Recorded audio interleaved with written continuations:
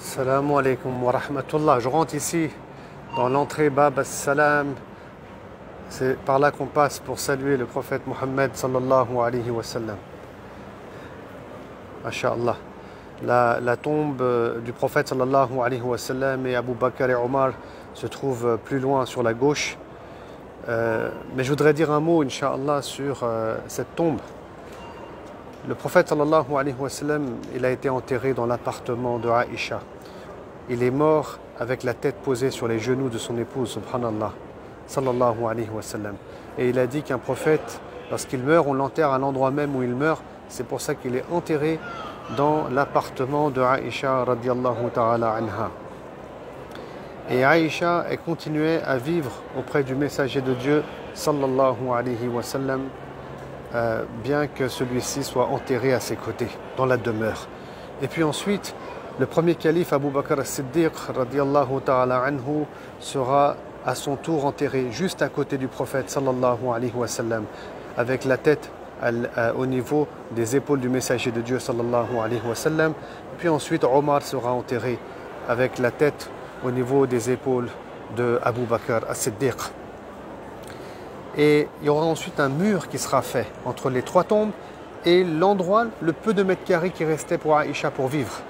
Et plus tard, sous le califat de Omar ibn Abdelaziz, et on est sous les Omeyyades, le mur va s'effondrer. L'appartement, quelques murs vont s'effondrer. Et là, Omar ibn Abdelaziz, Aïcha n'était plus présente, bien entendu, le temps était passé, et on va reconstruire les murs de l'appartement de Aïcha avec des pierres qui sont taillées et qui vont être récupérées à l'est et à l'ouest de la ville de Médine, car il y a des roches volcaniques. Naam. On va tailler des pierres et on va refaire les murs de l'appartement de Aïcha. On va faire un mur de séparation au milieu aussi, masha'Allah. Et on va tout clôturer. Il n'y aura pas de fenêtre, il n'y aura pas non plus de porte, il n'y aura absolument rien. Et puis comme les gens, vous savez, ils compareront un peu cet appartement à la Kaaba, Omar ibn Abdelaziz fera faire un nouveau mur autour, un mur avec 5 côtés. Et entre ce mur aux 5 côtés et l'appartement de Aïcha, il y a environ un demi-mètre d'espace.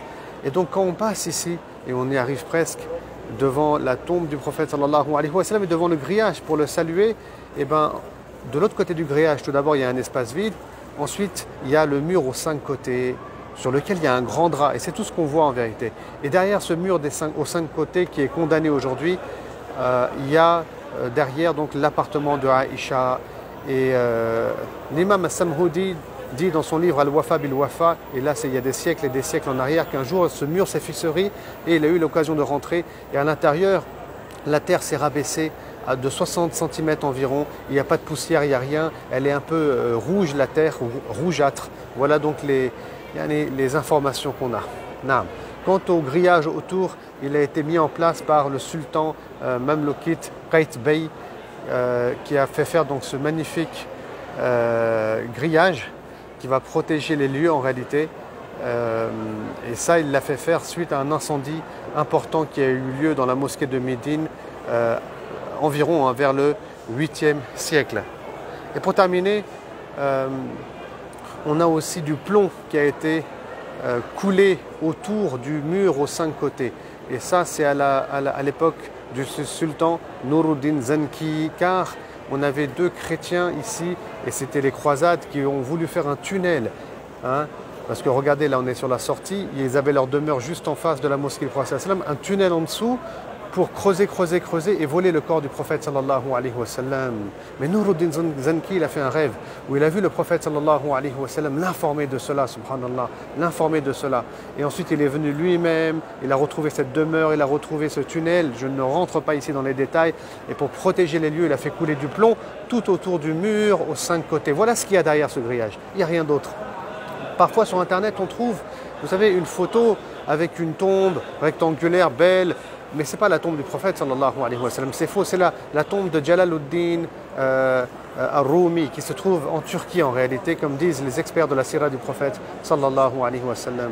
Qu'Allah subhanahu wa ta'ala nous prenne en miséricorde. C'était important pour moi de faire cette vidéo pour expliquer ce qu'il y a derrière ce mur, derrière ce grillage, lorsqu'on vient saluer le prophète sallallahu alayhi wa sallam. Les gens, ils ont des fausses pensées, des fausses imaginations, et c'est au-dessus aussi de l'appartement de Aïcha que se trouve la coupole verte qui a été aussi construite fut un temps, qui était en cuivre, qui a été blanche, puis bleue et qui aujourd'hui est verte depuis l'époque des Ottomans. Voilà donc ici la grille. Et c'est là, regardez ici, qui est marqué le nom du prophète sallallahu alayhi wa sallam et qu'on salue. Avant, il y a un grillage ici, il n'y a rien. Il n'y a rien ici du tout. Hein. Regardez, là c'est la mosquée. Là c'est l'espace qu'il y a entre la mosquée et l'appartement de Aïcha. Vous voyez, donc c'est ici, il y a son nom au prophète sallallahu alayhi wa sallam, qu'il est enterré un peu plus loin derrière, bien entendu, comme j'ai dit dans l'appartement. Salamu alayka ya Rasulallah. Et là, c'est la tombe d'Abu Bakr as-Siddiq, et c'est bien mentionné par écrit aussi. Salamu alayka ya Abu Bakr. Et la tombe de Omar ibn al-Khattab. Salamu alayka ya Omar. Et là, il n'y a rien après, bien entendu. L'endroit où je me trouve actuellement, où je suis en train de filmer et saluer, c'est l'endroit où vivait Hafsa, radiallahu anha, l'épouse aussi du prophète sallallahu alayhi wa sallam. Et là, je vais vers la sortie de Babus Salam. C'est là que se trouvait aussi, à ce niveau-là, au niveau de la sortie, l'appartement de Othman ibn Affan radiallahu ta'ala anhu. Ici, à ce niveau-là, j'ai dit qu'il n'y avait rien. Hein. Donc là, je reviens en arrière.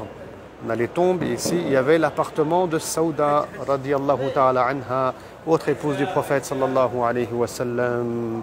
Shukran jazilan, barakallahu fikum. Qu'Allah subhanahu wa ta'ala nous invite à la Mecque, qui nous invite dans la cité du prophète Mohammed sallallahu alayhi wa sallam. Assalamu alaikum wa rahmatullah.